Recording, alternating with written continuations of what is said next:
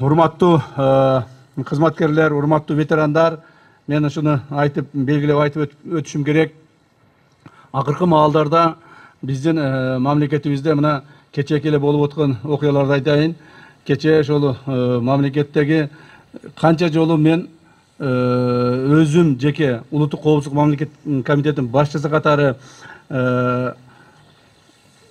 эскерткенмин. Канча жолу айттым, мыйзамды бузгандар бардыгы мыйзам алдында жазаланат деп.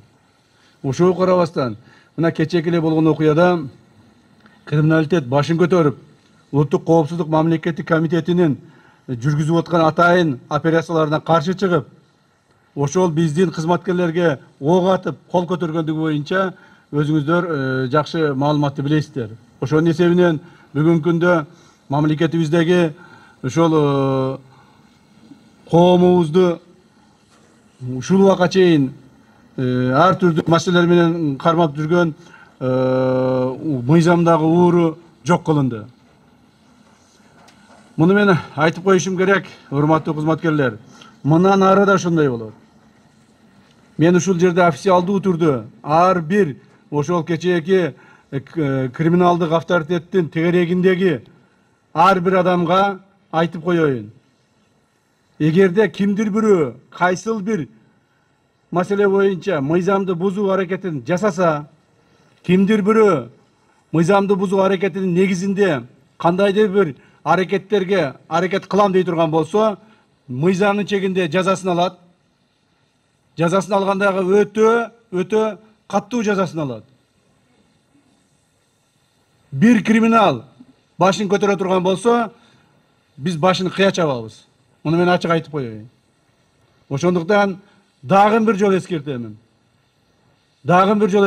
Кимдир бирөө мына ошол авторитет, криминал авторитеттин тегерегиндегилер кайсыл бир мыйзамды бузганга аракет кыла турган болсо, биз аларды мыйзамдын чегинде каттуу жоопко тартабыз. Эч кандай мыйзам бузуучулукка жол бербейбиз. Биздин урматтуу президентибиз Саныр Кожоевич башында турган саясий команданын бүгүнкү күндө мамлекетибизде тартип орнотууга, мыйзамды орнотуп, мыйзамдуулук менен жашоого толук болгон саясий эрки жетет.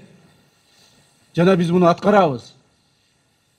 Эгерде ушул мыйзамга баш ийбестен, мамлекеттин мыйзамдарына каршы өздөрүнүн мыйзамдарын ойлоп таап, өздөрүнүн схемаларын ойлоп таап, коомдогу өздөрүнүн тартиптерин ойлоп таба турган кайсыл бир топтор чыга турган болсо, алар дагы бир жолу айтып коеюн, мыйзам чегинде жазасын алышат.